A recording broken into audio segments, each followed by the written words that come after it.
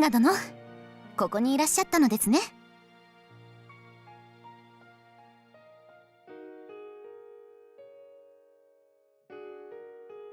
いえ、皆さん同じような状態ですから。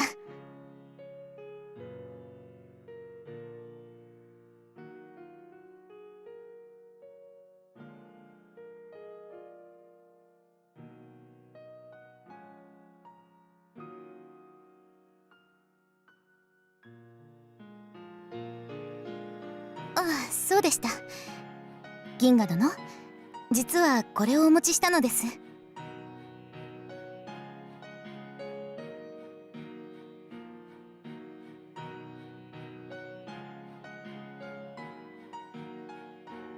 弔い酒です。曹操様が一人一杯飲むようにと。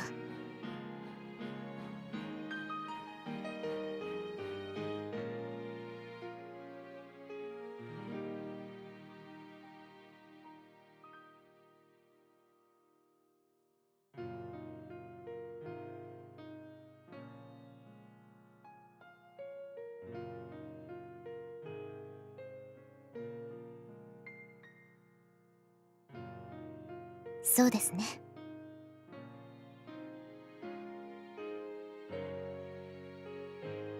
はい、少しだけ。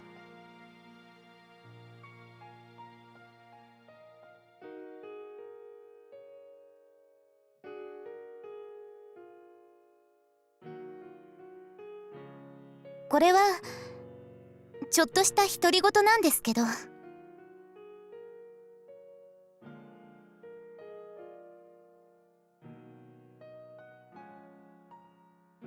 たまにこうして戦を続けていると自分あるんです。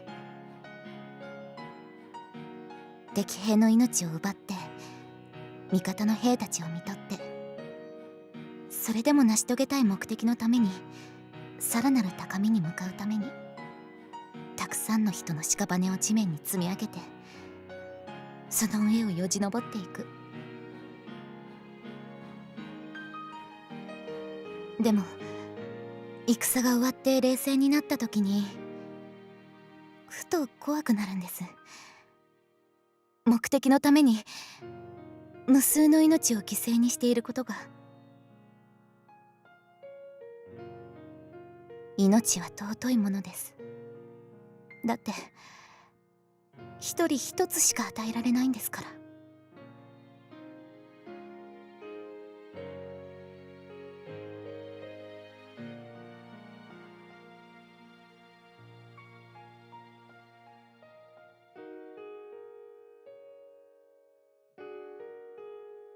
果たして私たちの目指す場所は本当に払った犠牲に見合うものなのか、本当に自分たちは間違っていないのか。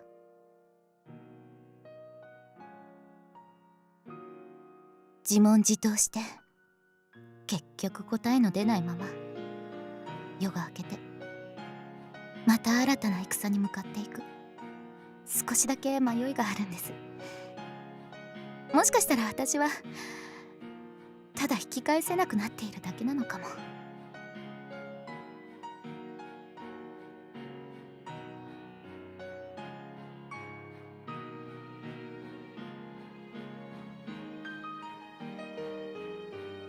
すみません、こんな風に弱音吐くつもりじゃなかったんですけど、ちょっとお酒が回ったのかな。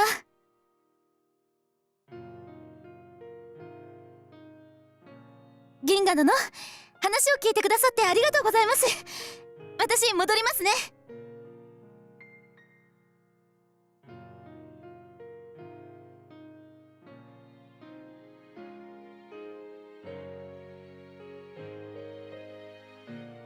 え、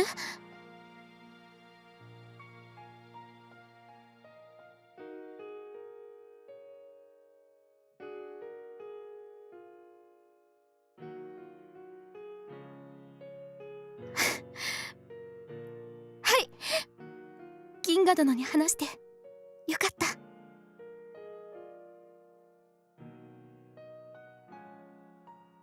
俺も必死に戦いますから。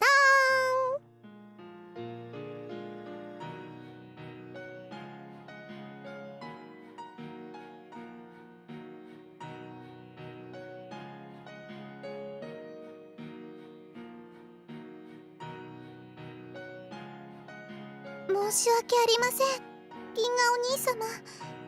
盗み聞きするつもりはなかったのですが。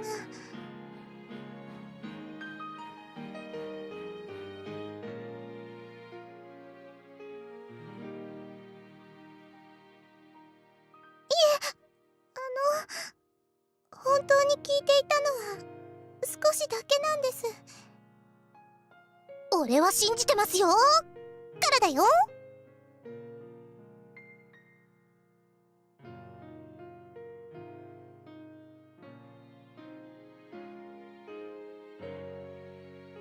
そうですか。でもお兄様の決意は素晴らしいと思います。うんうん、文弱も今回はちょっと見直しちゃったな。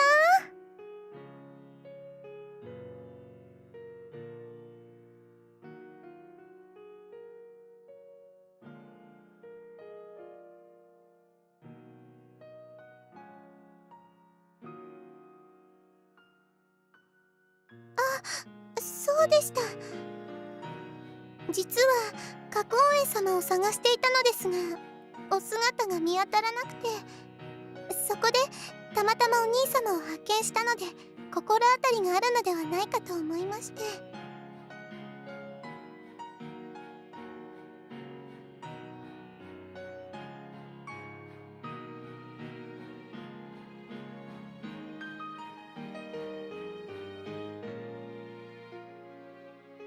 もちろんお兄ちゃんも探すの手伝ってくれるんだよね。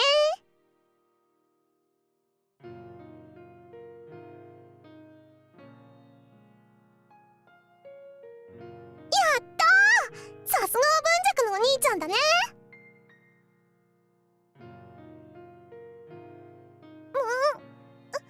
違います。いくちゃんのではなく私たちのお兄様です。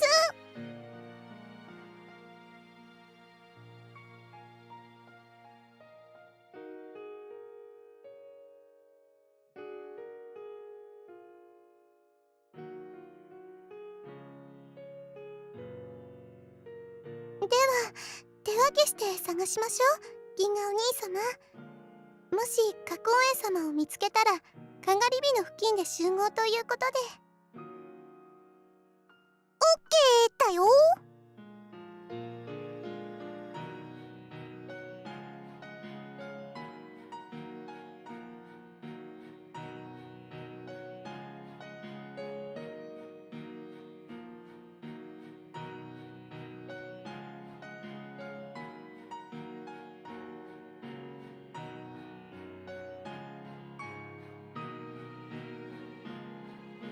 ああ、銀河か。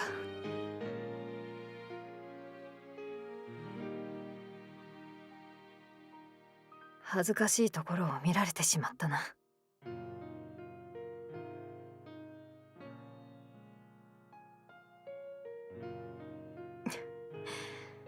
そうか、そうだな。銀河もたまにはいいことを言うじゃないか。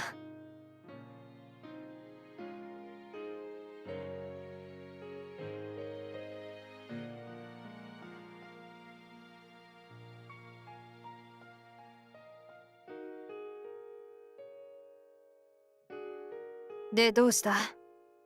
誰か探していたのか？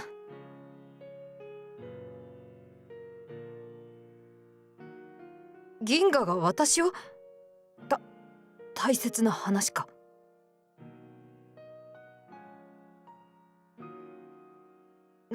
なんだ、お前じゃないのか。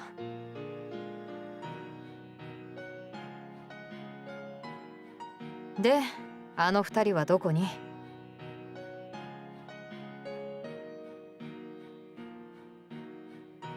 承知した。かがり火のあたりだな。そういえば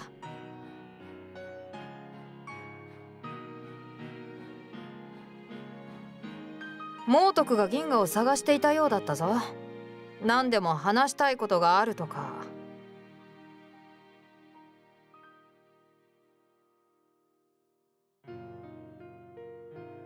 ほら、あそこだ。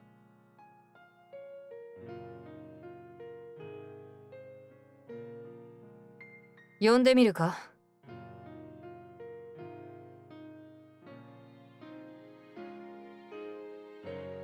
そうか、それもそうだな。それでは銀河、また後でな。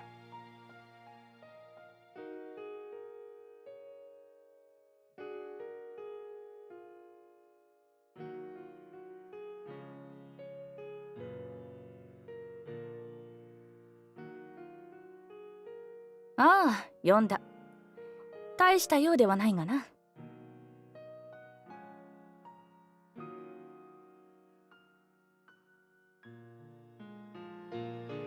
堅苦しくしないでいい。一杯だけ付き合ってくれ。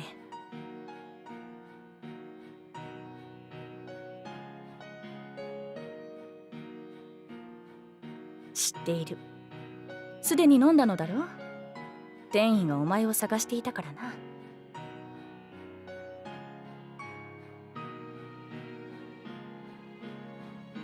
ああ、いつもの通りのふてぶてしい銀河で頼む。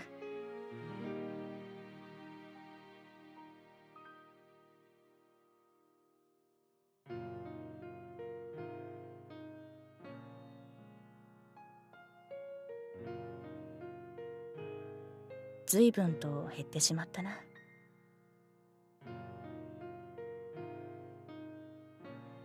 銀河の体も被害は大きかったのだろう。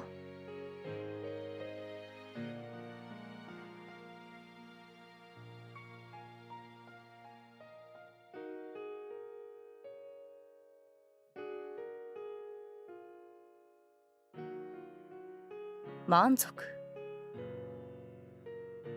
か。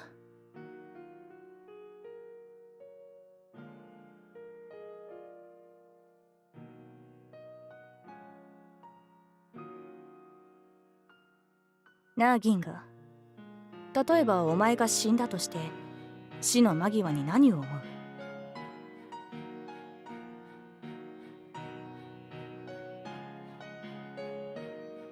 う？いや、死因も時期も銀河に任せよう。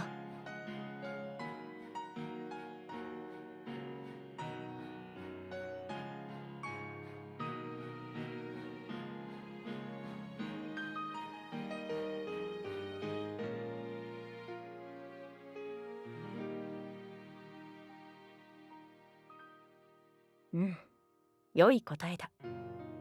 しかしやはり悔いは残るだろう。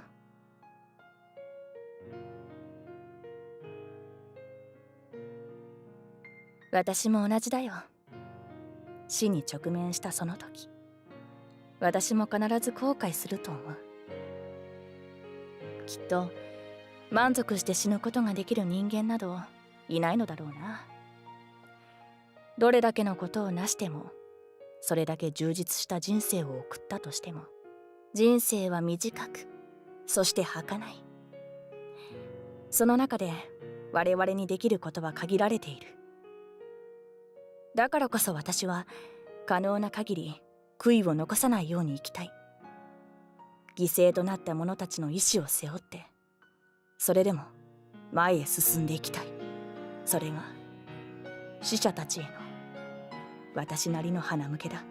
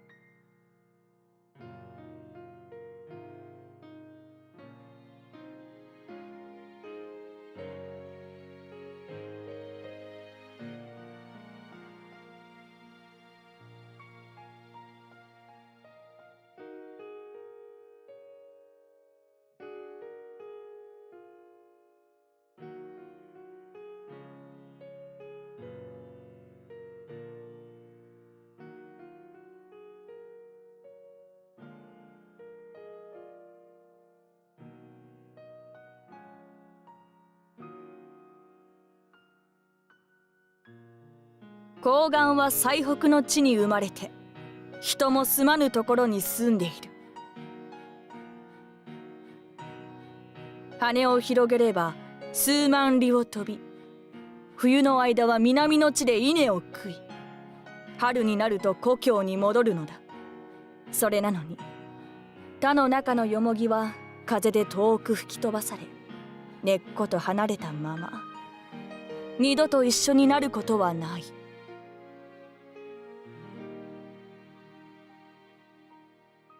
故郷を離れ遠く遠征する兵たちよ、今さら戦いをやめて戦場を去るわけにはいかぬ。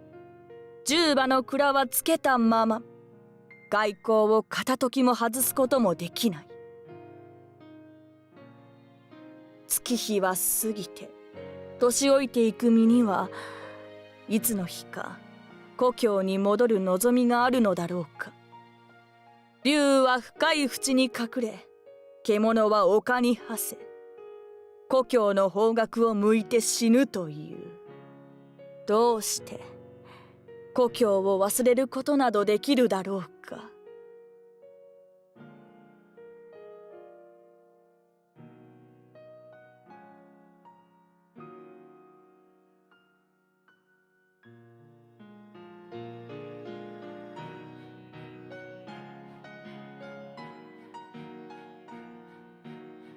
戦友を失い、愛しき故郷を遠く離れ、戦場に赴く者たちよ。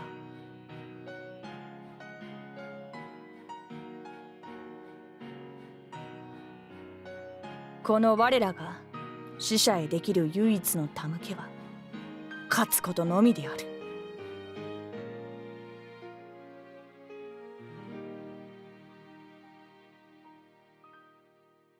儒者には儒者の礼儀があり、商人には商人の礼儀が、町人には町人の礼儀があろう。ならば軍属たる我らがなす死者への礼儀はただ一つである。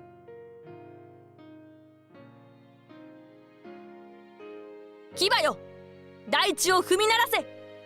その志は千里をかけるがごとく。兵たちよ、熱き思いを剣へと乗せて天へと掲げよ。